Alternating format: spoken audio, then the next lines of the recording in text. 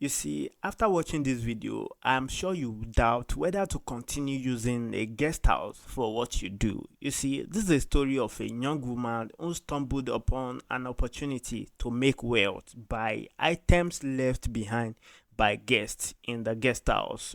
She used these things for rituals and exchanged them for wealth. Stay with me. She started working at this lodge, a guest house, simply out of necessity. It wasn't glamorous and it just paid her enough to scrape by. She would spend her days cleaning rooms, making beds, and picking up after people. It was always the same routine over and over again, and most of these guests were not even thankful. But she never complained. That was until she stumbled into the world she could have never imagined, one that would drag her deeper into darkness with each day passing by. It all started innocently enough. One day, while cleaning, she found a used condom beside the bed. She was about to throw it away, but something stopped her. She remembered a conversation she had once had with a man called Hammer. He was from Nigeria and she had met him during a trip to Johannesburg. Hammer had told her that personal items like that can be used in a ritual. You see, they met through a dating website, and when they went out, he saw that Amma had money and looking rich. He told her that personal stuffs and items that are left behind by guests can be used in rituals to gain wealth. She had not taken him seriously at that time, but now, standing here with a condom in her hand, curiosity got the better of her. She decided to hold on to it. When she contacted Hammer, he sounded excited and invited her to his place in Johannesburg, promising to pay her $2,000 each for used condoms she brought him. The thought of easy money tempted her. She needed cash, you see, real cash, and if this meant pocketing a few used condoms, so be it.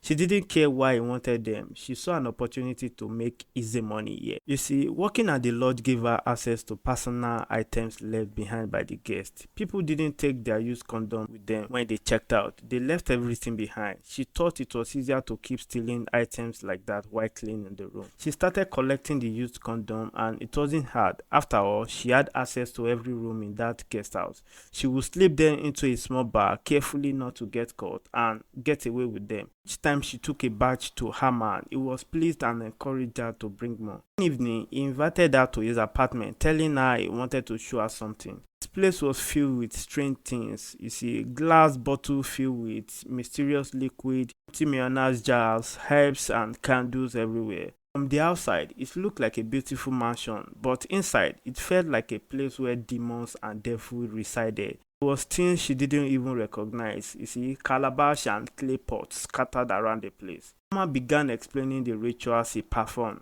particularly those that could make someone rich. He told her that a man was coming very soon for one ritual. A South African man arrived with money in a plastic bag. Amma took one of the condoms she had brought, emptied its contents into a bowl, and mixed it with herbs look like arches. Made the man chant in his Nigerian language while keeping his eyes closed. The whole experience was terrifying for her and she felt as though something evil was filling the room. Another Nigerian man walked with a man, grabbed a glass of water, poured the disturbing mixture into it and made the South African man drink it. The sperms and mixture of blood. The man was brave enough to finish the drink. Driven by his desire for wealth, Amma assured him that soon he would be making more money. Amma then showed her a book where he kept record of these clients. Those who participated in the rituals and made money were written in a separate book. For some reason, Amma recorded the money they made as if they owed him some amount spiritually. He explained that he wasn't involved in anything criminal like drug dealing or stuff like that, but worked purely on spiritual rituals. At times, she would have nightmares.